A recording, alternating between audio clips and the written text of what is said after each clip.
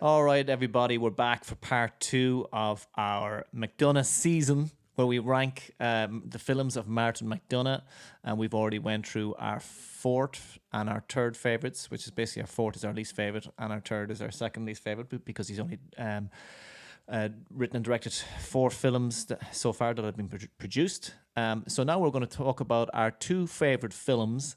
And before I do that, I want to acknowledge that we were very quite critical of Martin McDonagh in the first 2 episodes. A bit more complimentary here, definitely. Before we go into it, though, just a reminder to hit the like button, hit the subscribe button, tell us where we went wrong or where we went right, and let us know what you think. More likely to tell us where we went wrong, I would say. But that's fine. That's what I like anyway.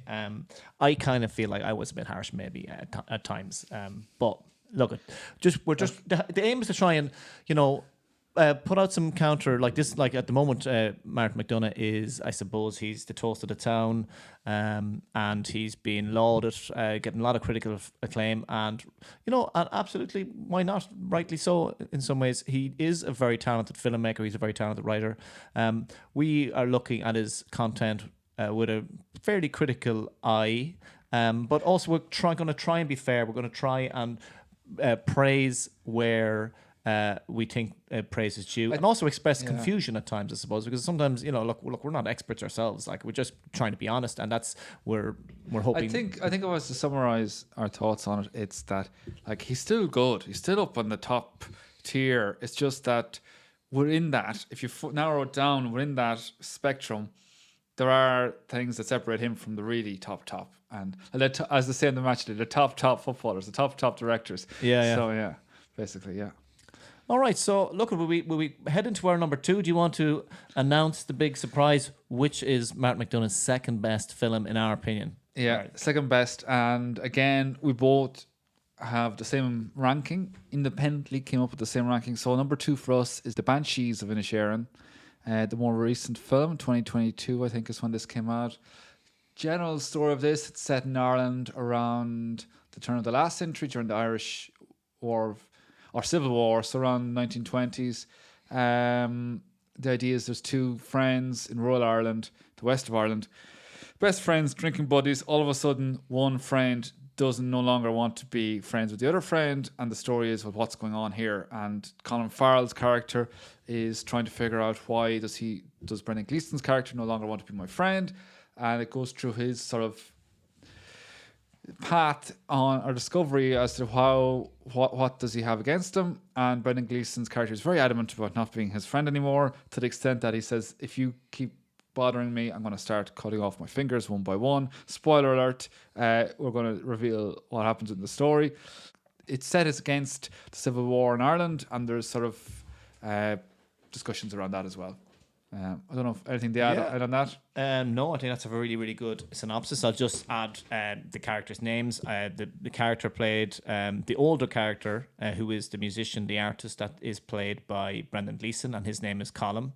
And then Colin Farrell plays the more simple character, the simple man, the nice man, which is Porrick. And then his sister, Siobhan, is played by Kerry Condon.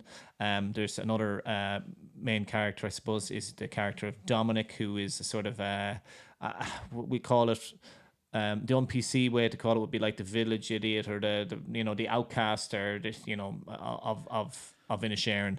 And is there any other main characters that we're forgetting? The guard maybe. He's played by Gary Lydon, and the guard, yeah. But then there's just the Banshee. I don't actually know who plays Mrs. McCormack.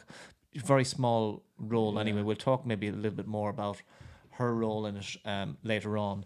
But the general thoughts, I want to start off with being positive, actually. I think the greatest strength in this film is that I just think, especially the first half, there's some great humor. There's some really great humor.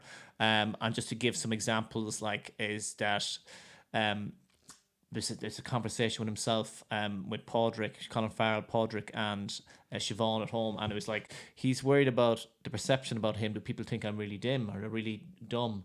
And then he talks about Dominic is the he says, well, isn't Dominic he's the dumbest, like, you know, and that whole psychology, you know, that's an interesting kind of idea, is where, well, I might be a fool, but at least there's someone worse than me, instead of, you know, at least I'm not on the lowest end of the which is something we all do the sometimes. rung. Yeah, we all do that, so we all relate to that. But anyway, the Siobhan then says, no, Dominic is the dumbest by miles, and then Colin Farrell's reaction is like, oh, wait a second, by miles, then who's the next dumbest, you know, like, and it was really well acted, and I have to say, actually, the acting in this film is really, really good. And in fairness to McDonagh, as critical as we have been, he does generally seem, maybe not so much in Seven Psychopaths, but he does generally seem to get great performances out of his actors. Yeah. And the performances are great. Like, there's another one where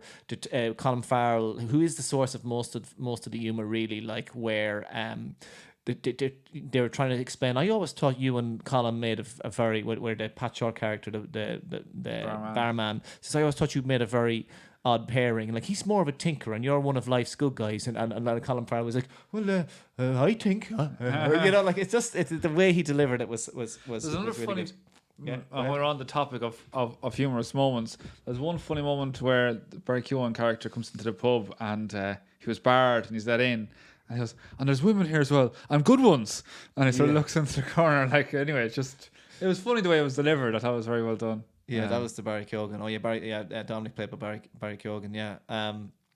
So, like, there is, you know, there's like the conversations are great. Even like the kind of you know, when I'm the dialogue when I'm not, and I just don't like you no more. But like, but you do like me. There's something like Colin Farrell's performance is actually really good. I thought he was absolutely awful in Seven Psychopaths, but I think some of that has to come to the poorly written character by McDonagh. But in this film, I think it's maybe his best performance in any of the McDonagh films, even though we have another film at number one. But yeah, no, I think he's excellent. No, I think all around the acting is very good. There's nothing that struck me as being particularly bad. Like, for me, when I watch a film, as and sometimes there's stand-up performances, I didn't see anything that stood out to me here as being particularly good or bad. Like, everything was pretty solid. Basically, there's nothing I couldn't fault any of it, really.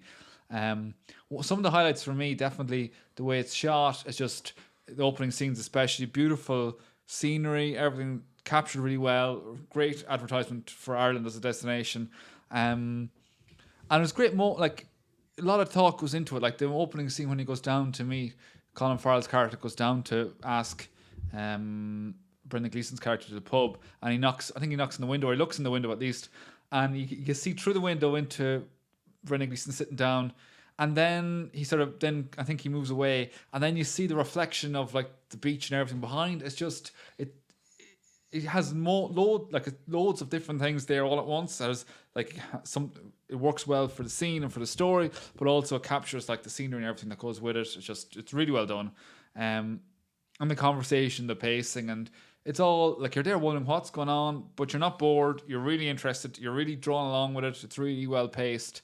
Definitely, they're the positives when it comes to any of the McDonagh films, and it's here in spades. Absolutely.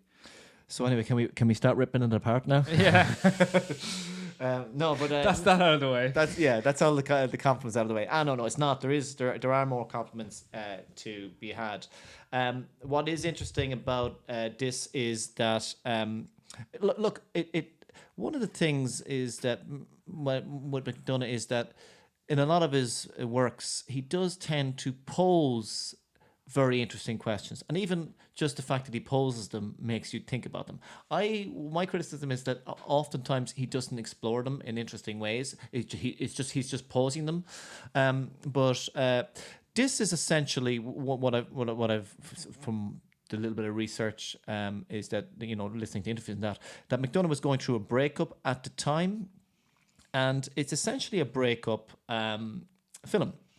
And McDonagh's idea was that he thought it would be interesting to explore these emotions or the experience of a breakup in terms of presenting it as a breakup of a platonic friendship.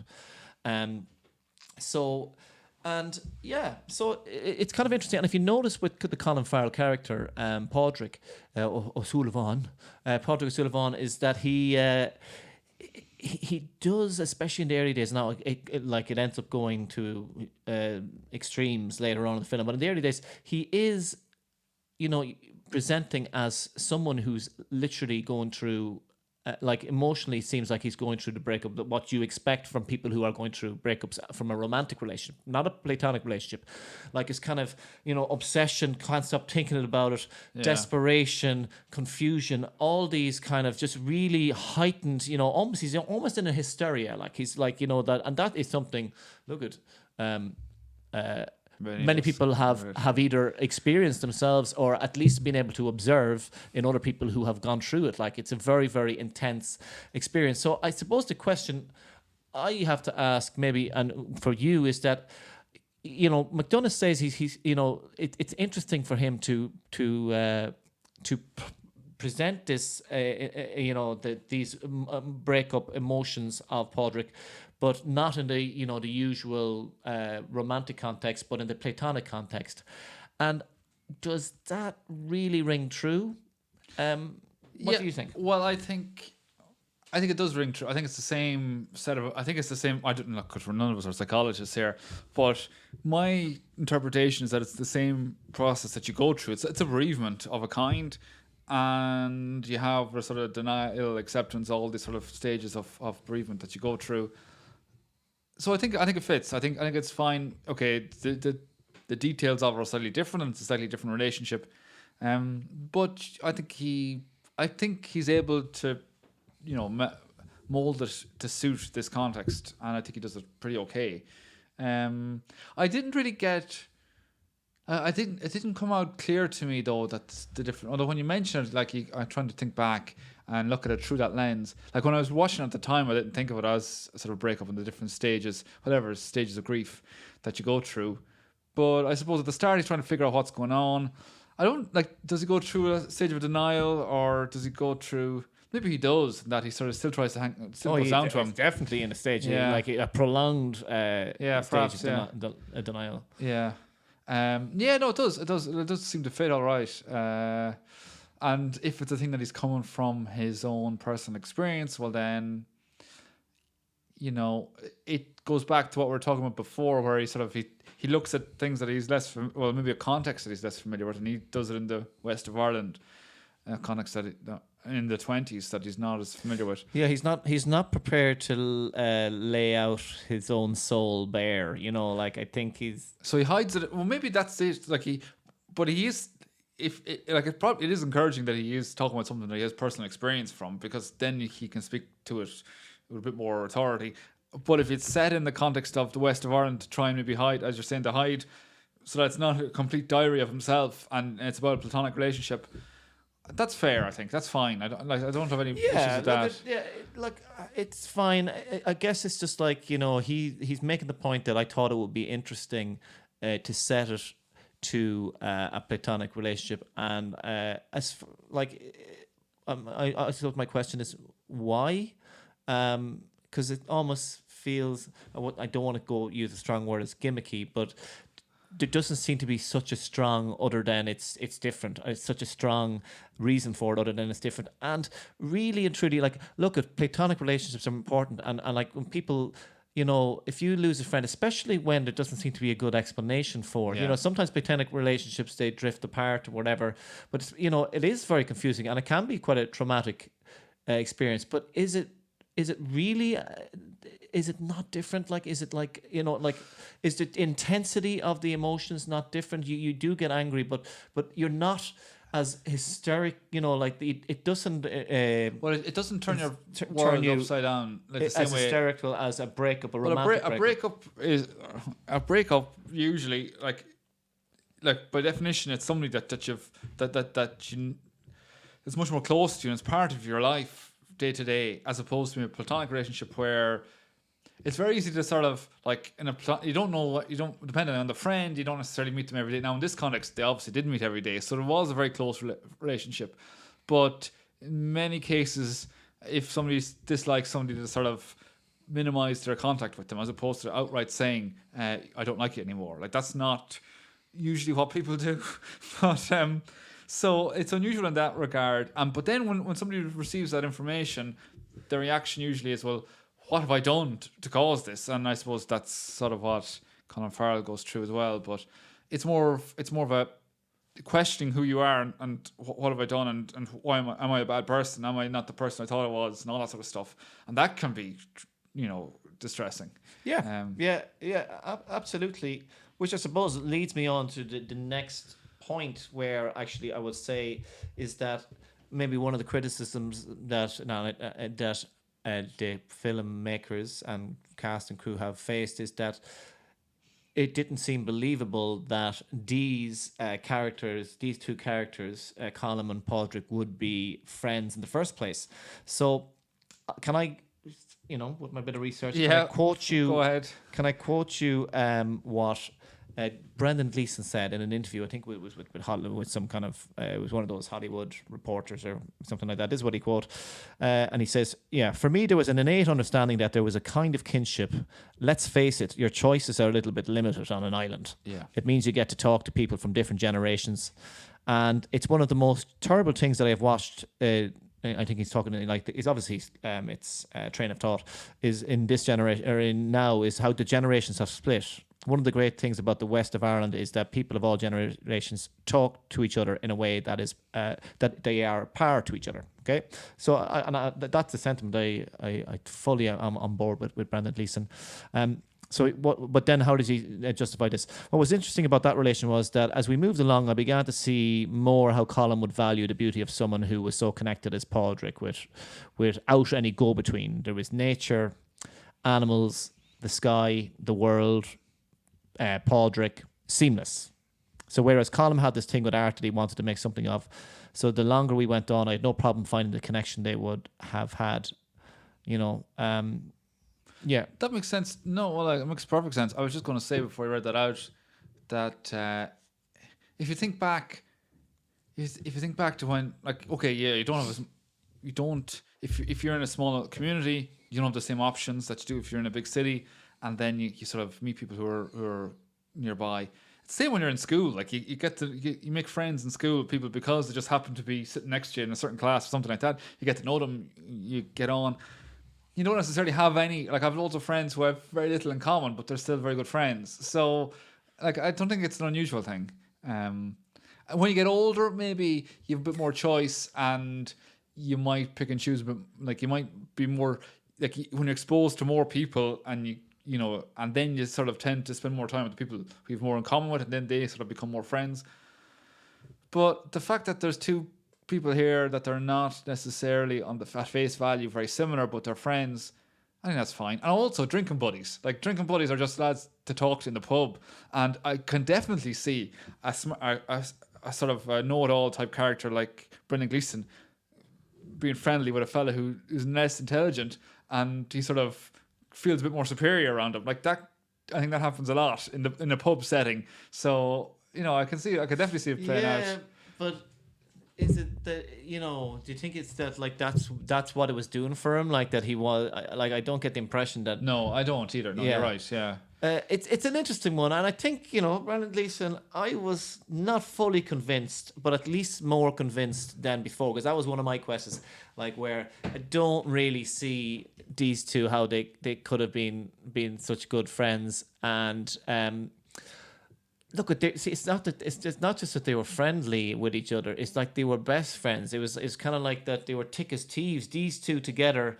and you put in that context. Of course, you can be friendly, but you don't have much options. But for him to be the option, the one option for you to latch on to, I don't know. I see where you're coming from now. Because remember the presentation is for years they've been thick. As thieves, it's kind of at some and especially since he's such a thoughtful person. You've ever been in kind of social contexts with someone that is really, really boring, or to you anyway. You could be that in a different context. I could be a really boring person to someone else in another context. But you know what I mean? That makes you feel really bored. It's kind of there's only so much you can handle, like, you know, and it just all of a sudden, you know, like this is he made a talk about, you know, you spent 2 hours the other day talking about the things you found in your donkey's shite, you know, last night. Like, if that's the common conversation, 20 years of that, really, you want me to believe that this is the kind of thing that you've been? Yeah, I see it. I see them as being drinking buddies. But I won't. Yeah, it's hard to believe that they are like best buds like that. Yeah, that's true. Yeah. But look at slight criticism. Does it matter that much? You know, can you get past it? Of course you can. It's just I think it's just a slight criticism, but I think even if it doesn't quite add up, and Gleeson did his best, you know, and you made a good case for it to add up. It's not the end of the world. Another kind of team is, I suppose, is okay. Well, first of all, we might as well just mention the kind of performances anyway. What did you like overall? What did you think of the performances? Overall, I thought they were pretty good. There's nothing like, for me, when I watch a film, it's either remarkably excellent. Sometimes you see a stand-up performance and it's very obvious to me that that's excellent. I didn't see that here, but everything seems really solid. Everybody did a really good job. I don't think there was any bad performances from what I could gather. Even the minor performances seemed pretty good. Yeah, that's like I can't give any more insight than that. Yeah. No, look, I like personally, I love Brendan Gleeson. I just think he's an amazing actor. He's a national treasure in Ireland. Like, he's just brilliant. I find him captivating in everything I see. I feel like he doesn't matter what is on the page, he can find truth, and he can sort of draw you in, and he's just an amazing actor.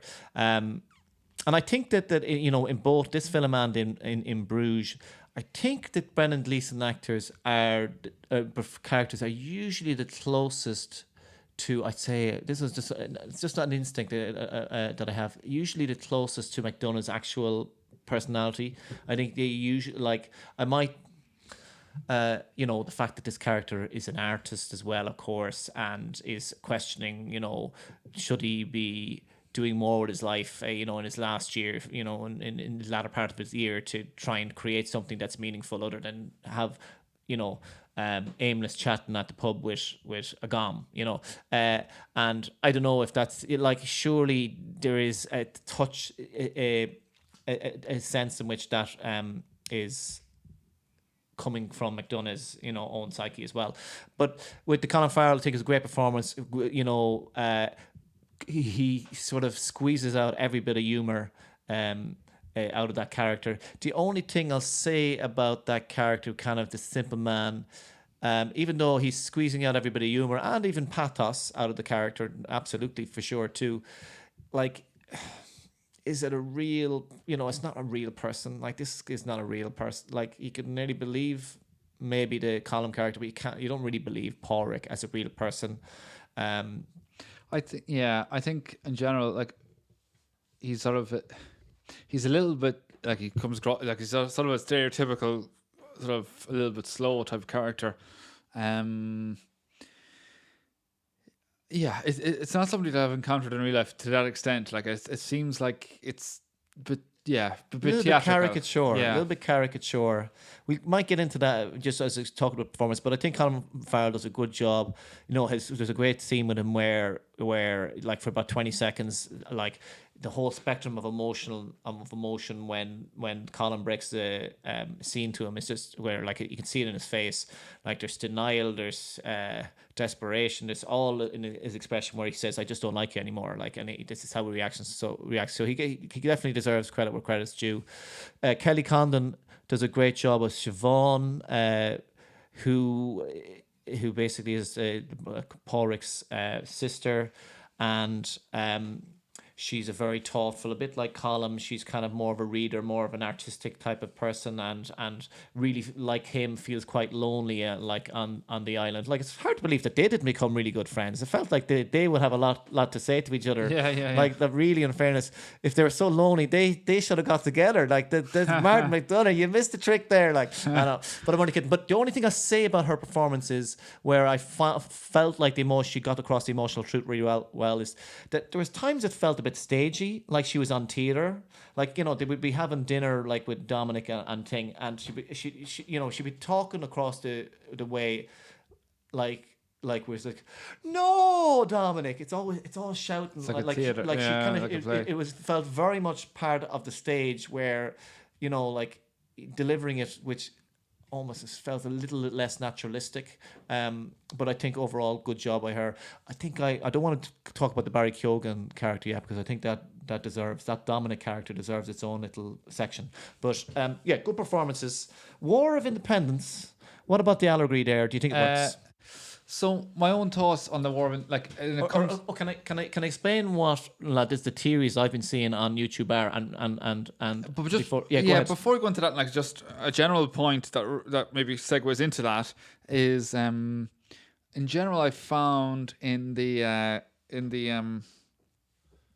like it's a general thought about McDonagh in general is that he uses like his exposition isn't necessarily the best, and it's always sort of tell don't show when he does it.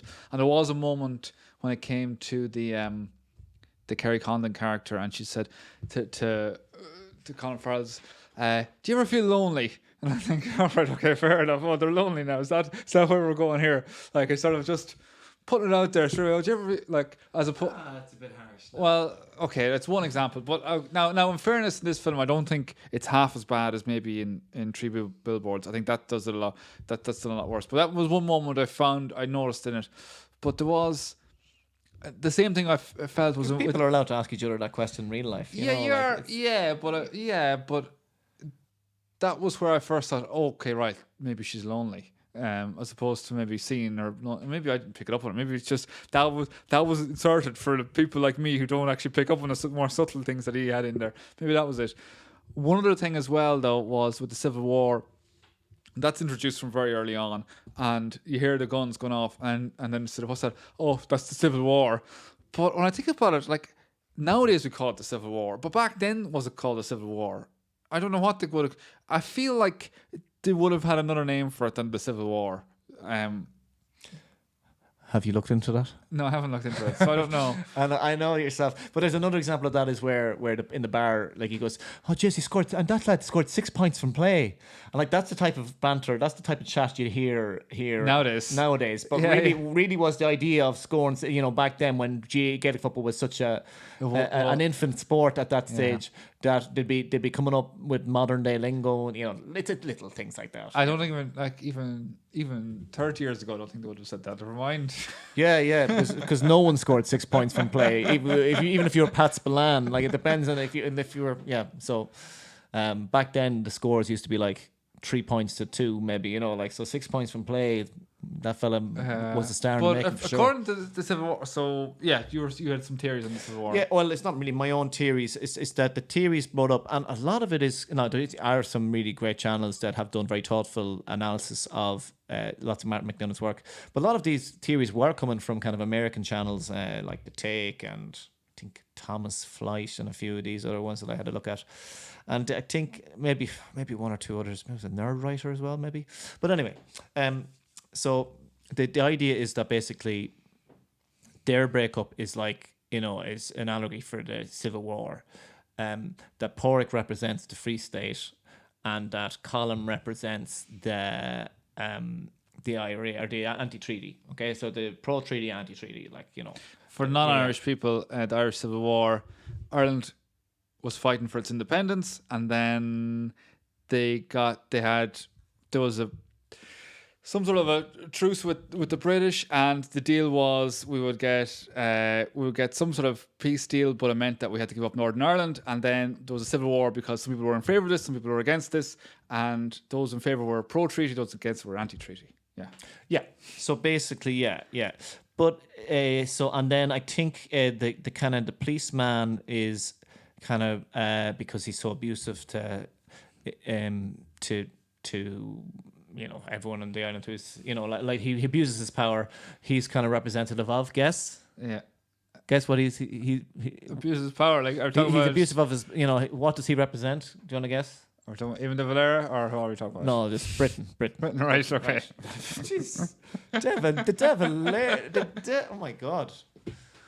Dig at De Valera, like that's harsh. I know. I'm not a De Valera fan, so I don't care. But but basically, yeah. So, why do you think that works? Do you think is it a good? So the policeman you're talking about? Well, the whole lot, the whole shebang.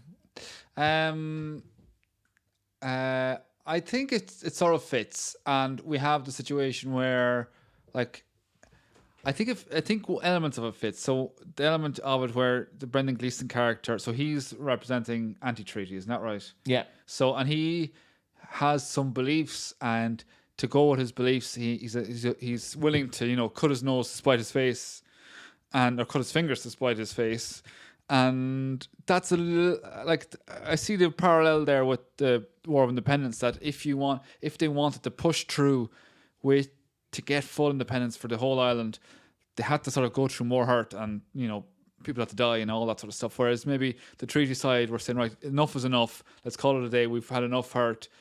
So I see where that fits in there. However, I don't see how it comes. Or maybe it was because and also the anti-treaty side, they had to split away from the previous alliance that was there.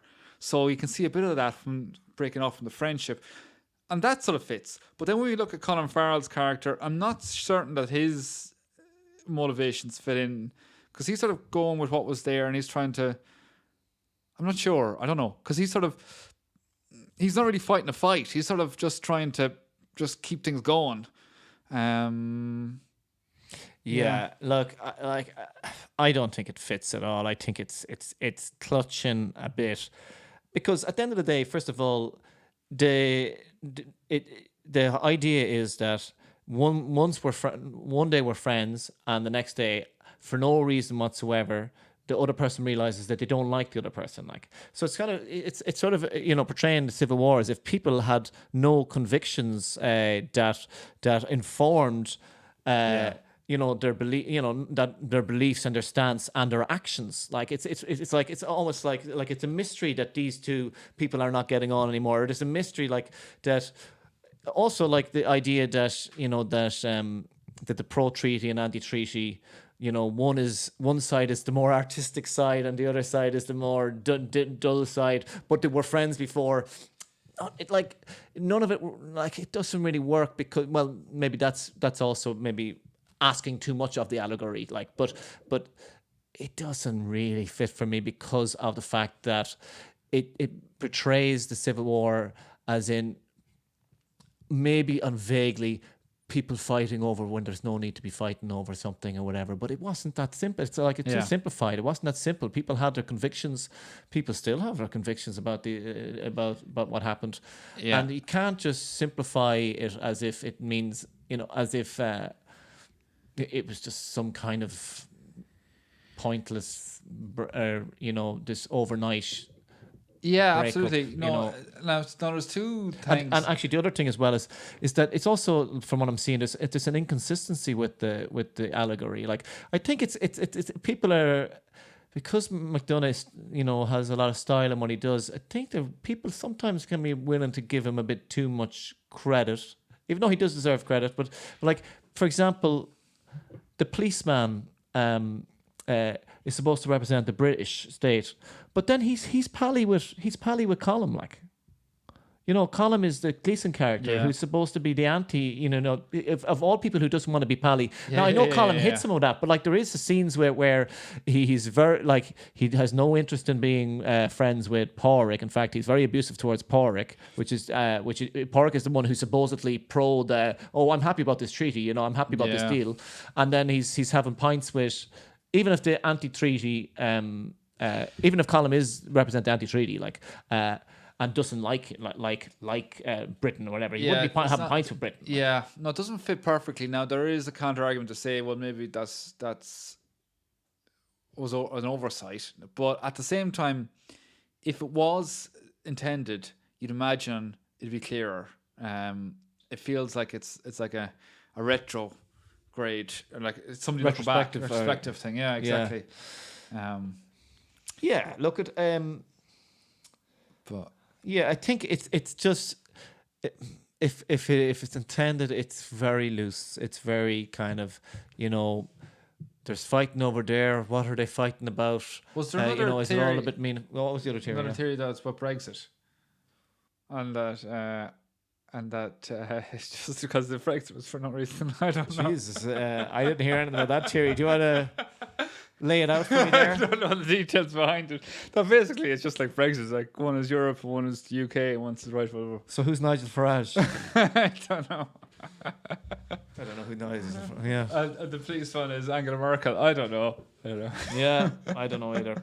It's one of those things I don't think work. Another thing is, like there is some, really nice details is where, like one of the night, like he like McDonagh, one of his best characteristics he pays great attention to details, and he always sets up things, pay off. Like one detail was when Dominic had the stick with the hook at the end of it. Like the first time you see it is, look at this, the stick is with a hook. I wonder what you'd use that for. And then the payoff later on is that Dominic gets fished out of, like what do you use it for? Fishing people who commit suicide out of out of the water. So like little payoffs like that. Also, there's so many images of people looking from the outside in. If you notice in the film, so many images of like Porrick looking into Colin's house. Interesting. Or, like images, and I think it's the idea of people not feeling displaced, kind of like I suppose for Siobhan, she's looking at it represents her looking out into the mainland. For Padraig, he's been locked out of his friendship or whatever. It's I think that those kind of things are all purposeful. Although funnily enough, sometimes I kind of feel with McDonagh films, ironically enough, is that it's a good representation about how I feel about sometimes his film is where I'm looking from the outside in and I'm not really truly feel like I'm feeling it. I'm feeling, you know what I mean? I'm looking, I'm kind of, I'm only seeing what's happening surface level. Like I'm wanting to see more, Yeah, like one thing, when you mentioned there with the payoff, like one of my criticisms of some of the other films was that those sort of setups were so obvious. Like really you want to put those little setups and bring them in subtly.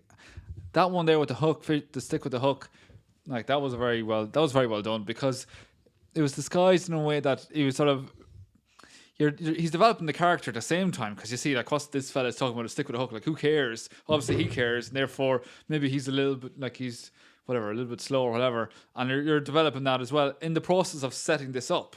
So it was nicely disguised, nicely done, more so than maybe in the other films. I felt like one thing, my general thoughts on McDonagh is, and we'll discuss the next in Bruges, of course, is going to be the next one, but at the start he was really, really tight and really good, and then as he got on the likes of Seven Psychopaths, I felt like he was a little bit looser with the storyline. It just didn't fit as well, and now he seems to have tightened up a bit more.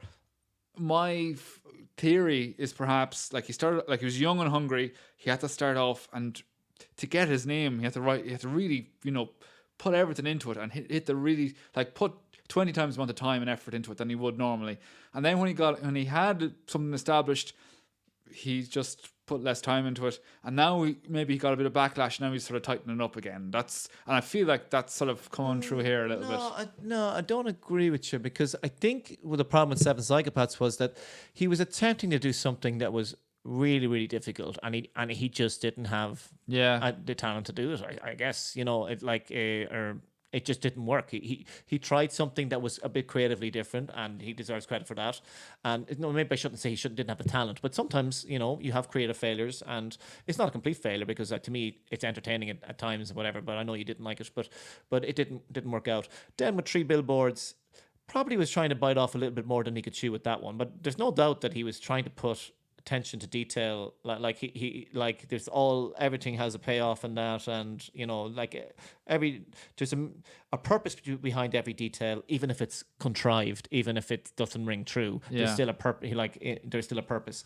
Same thing with this. There are purposes behind every detail, but I don't think it's a matter of him now becoming lazy. It's not like he made he had his whole life to make the first album, and so he took more care with that, and then after that it was difficult. Yeah, I don't think so.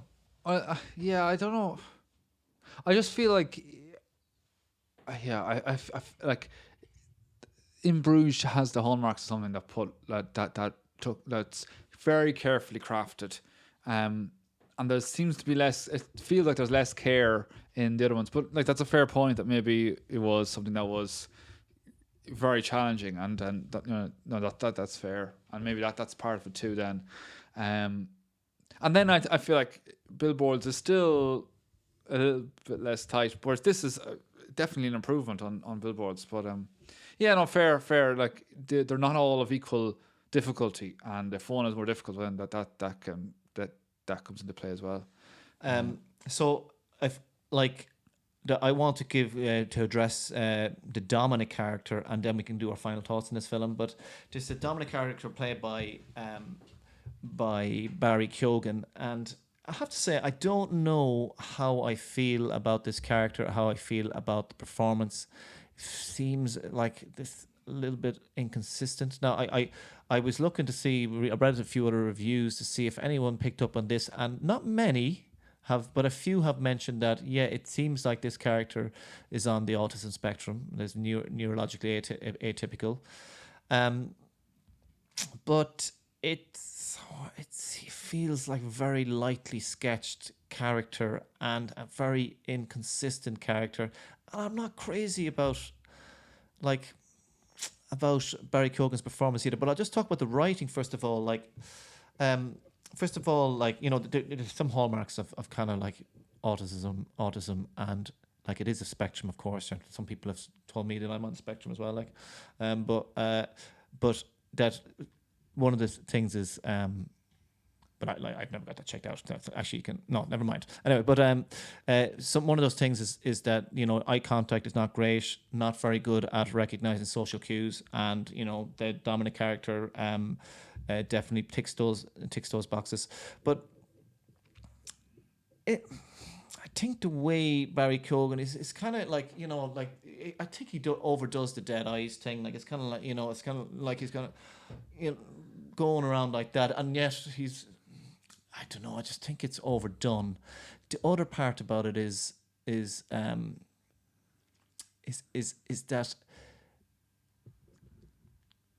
the way he's got the abuse, he's an abuse victim. The Dominic character is an abuse victim, but look, he is his dad abuses him. I know you're kind of feeling that you're feeling that this is going into dangerous territory here, but he's an abuse victim, right?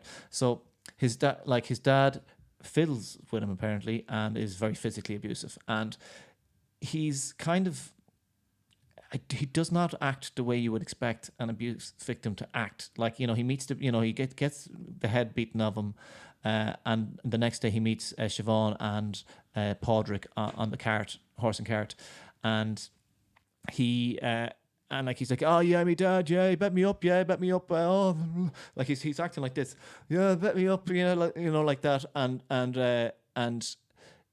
yeah, with the kettle, yeah, the spout, yeah, got me. Can I stay at yours? That's how it was. And then even when he was staying at theirs at the house, it's kind of like the Siobhan, he was just kind of saying, you guys are no crack in this house, there's no crack. And the Siobhan character kind of says, well, look, is it better than your house? I'm sure yours is your house seems like a real barrel of laughs. And then he kind of laughs, oh, ho, ho, ho, touche. And it feels like that's McDonagh was using that point to make to you know the way he shoehorned the touche point in because the emphasis is on showing or Pauric feeling, oh my god, he knows what touche is. I don't even know what this means. It's maybe I am dimmer than this guy, but the backdrop there is that there's a lack of sensitivity, and it just doesn't. Realistically, I am not a psychologist. I am not a social worker. From my understanding, is that this is not how abuse victims deal with their abuse. But however, there might be a small subset of abuse victims that have this sort of reaction. But it doesn't seem to be very true. It doesn't seem like he should be laughing at saying touche to little digs, and like even Siobhan being quite insensitive there too. Now it is of its time or whatever. Maybe people, look at back then everyone got a bit of a bait and whatever back then, like even so, but the little inconsistencies, even like kind of like he's when he says, "Oh fuck him, I'll rob your putching," when he's with Padraig, like at one stage he's kind of thrown up the two fingers to his dad, but then when they're in the pub together, he's really scared of his dad. So sometimes he's really scared of his dad, and sometimes he's like, F him, like which there's no consistency with this character. My thought on it is that it's a case of just this generic person who is just purposefully vague, basically. And are we in cop-out territory there? Purposely vague? Cop-out? What do you mean by cop-out? I don't know. It's like it just feels a bit convenient for McDonagh to say, I'm going to write this kind of simple outsider character that most people who live in the country will recognise. There's characters like this. If you imagine the kind of Lenny, I'm not saying that McDonagh should go down. He can stick with his black comedy. It's a bit theatrical in the sense that it's not as you can't put your finger on who or what sort of person it is.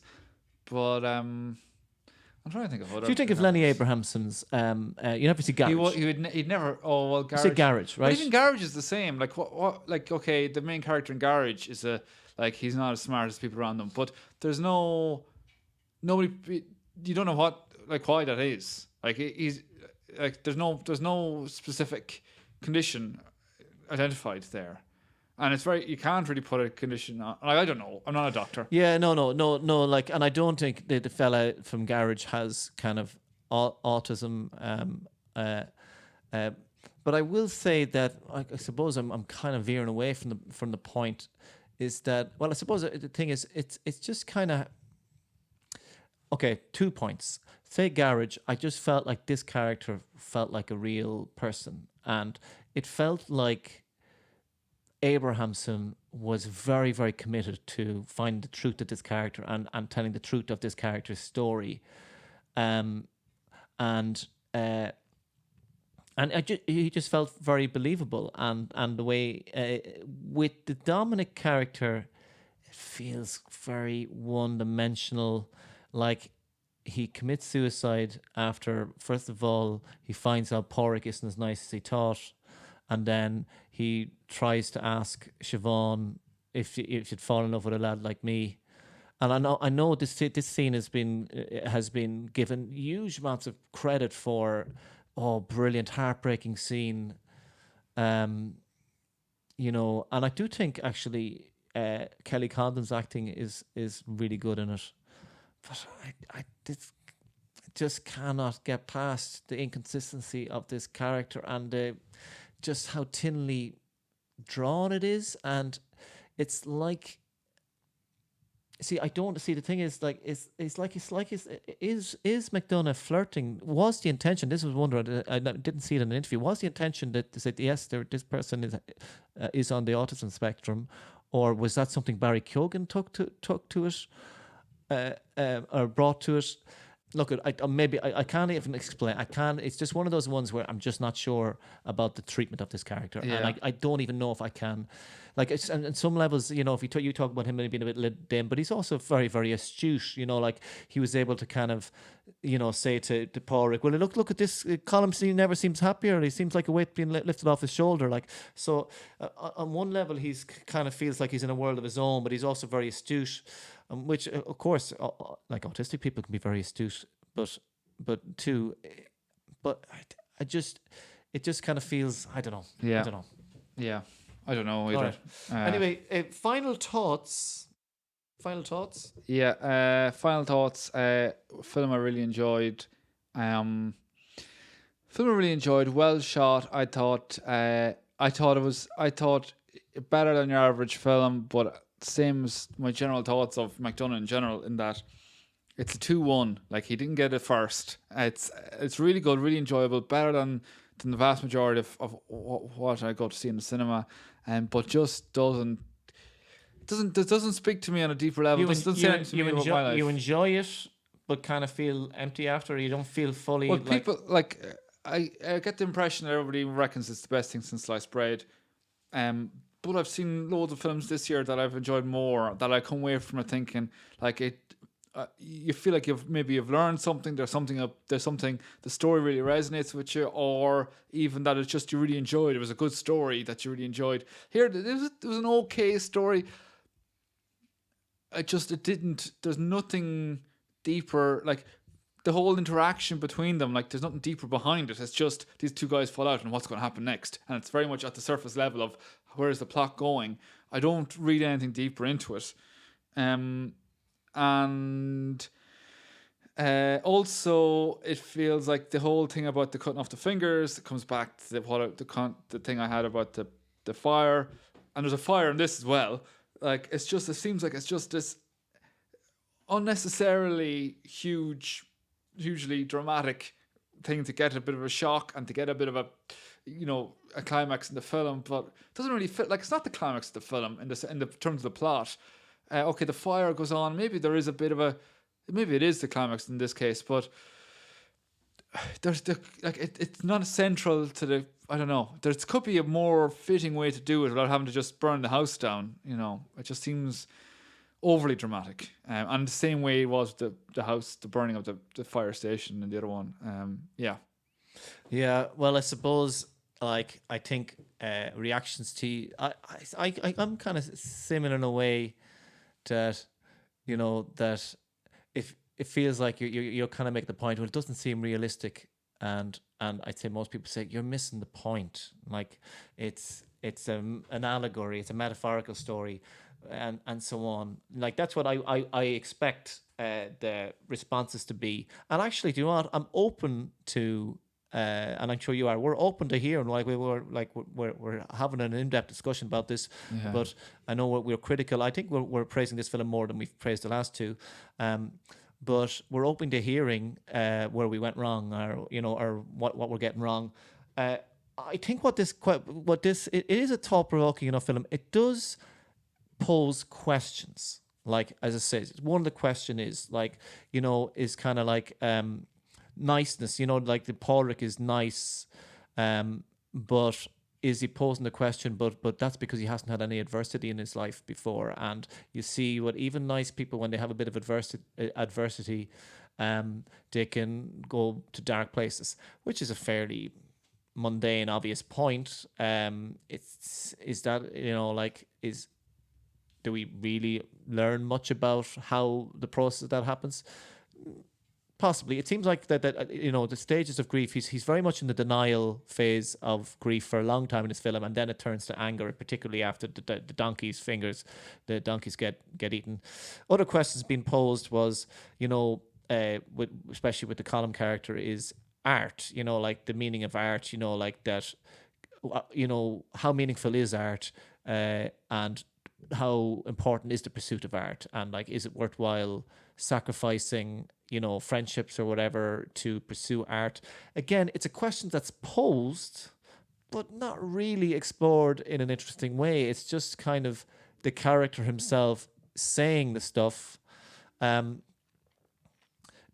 themes of loneliness and depression. It's just like loneliness is showed with the Siobhan character, with the Dominic. There's a lot of loneliness everyone feels. Curiously, Dominic is very sexually attracted to Siobhan. Curiously, that Colin Farrell doesn't seem to have any want or desire for a kind of a sexual relationship with anybody. Like, he's happy enough with the platonic relationship. which is fair enough. There's a few cliches as well. Like, it's not cliche free either. Like, the whole cliche of the priest asking, "Oh, do you ever think about boys?" Remember he says that to I don't remember that at all. remember what's his name? Colin, that's Gleeson's character, goes in and says his confession, and he goes, so I heard you're not friends with Pádraig O'Sullivan, and and you hardly were thinking impure thoughts about Pádraig O'Sullivan. It's just a kind of a cliche joke or whatever. Yeah. So it's not cliche free either. But I think the point is the questions are posed. So